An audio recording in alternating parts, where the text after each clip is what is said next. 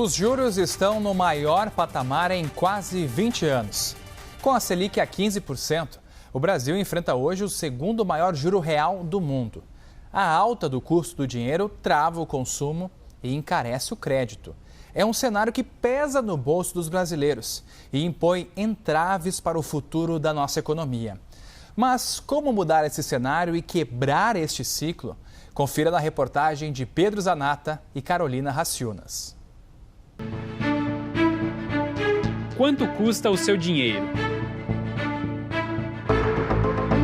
Comprar um imóvel, abrir uma empresa, fazer um investimento arriscado.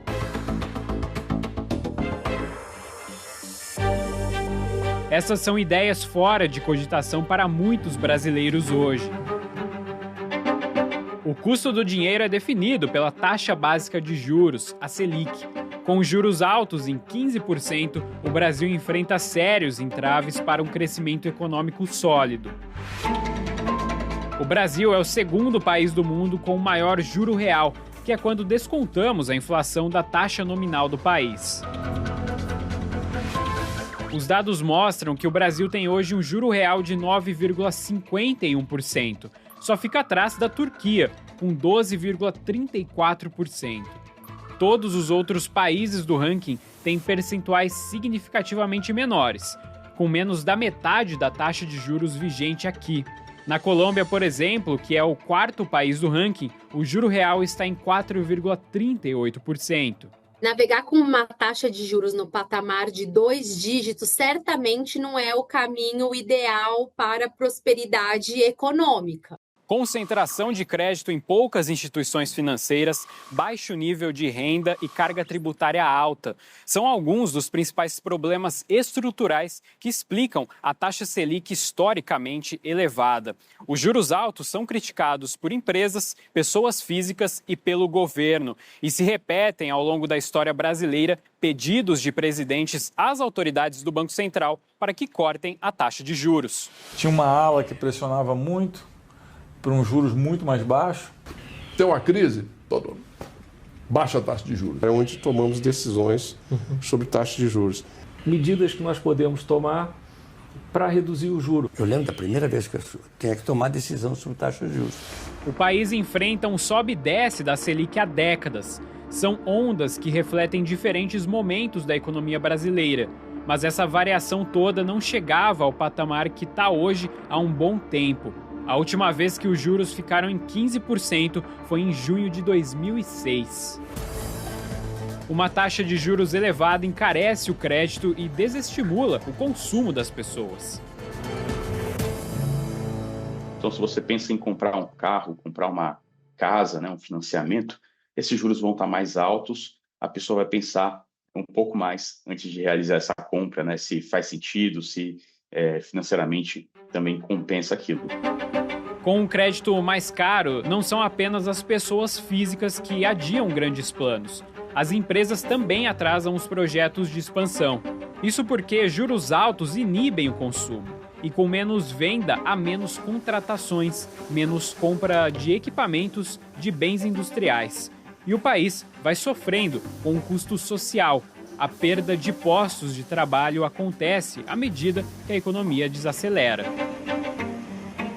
As empresas, elas têm o valor de mercado dela muito na expectativa de quanto lucro ela vai gerar ao longo do tempo.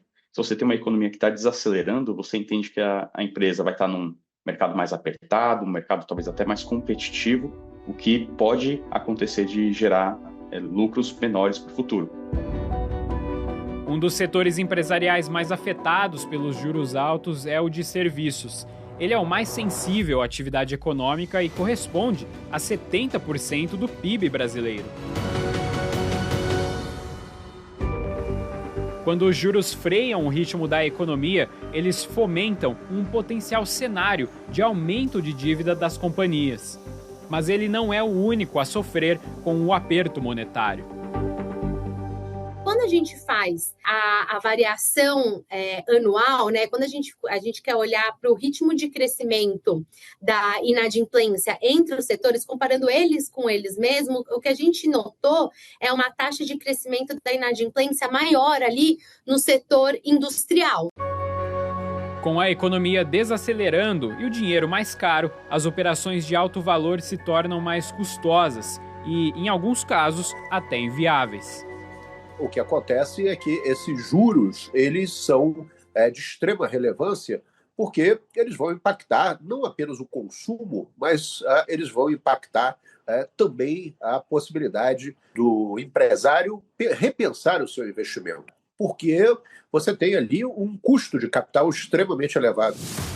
Correr riscos financeiros é uma das alternativas menos atrativas aos investidores quando os juros estão altos. Num cenário como o de hoje, em que a Selic está em 15%, o investimento em renda fixa é um dos que garantem maior segurança. Os números mostram que, enquanto os investimentos em tesouro direto e renda variável seguiram praticamente constantes no nível baixo nos últimos 4 anos, o investimento de renda fixa só cresceu. Em 2022, quando a Selic superou os 13%, esse tipo de aplicação saltou de 13,9 milhões de CPFs para 75,5 milhões em 2023.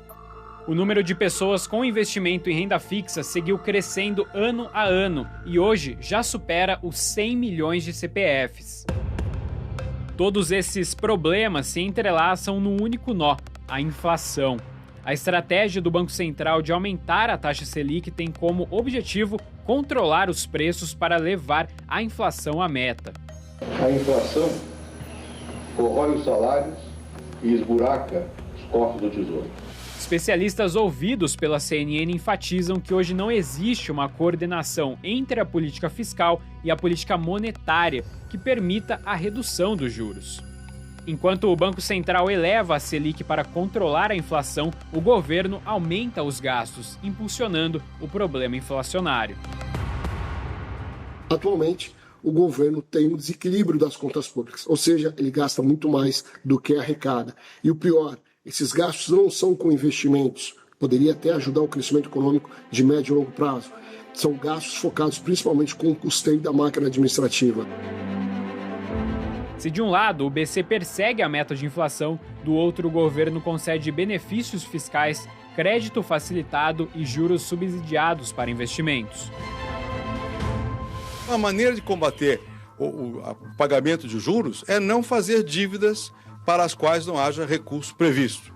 Faz parte desta luta o esforço do governo para reduzir os juros. Falo da menor inflação e dos menores juros de todos os tempos. Para que esses juros, tendo em vista você parecer um cristão de verdade, caia um pouquinho mais. Foi uma pena que o Copom manteve, porque quem está perdendo com isso é o Brasil, é o povo brasileiro. Porque quanto mais a gente pagar de juro, menos dinheiro a gente tem para investir aqui dentro.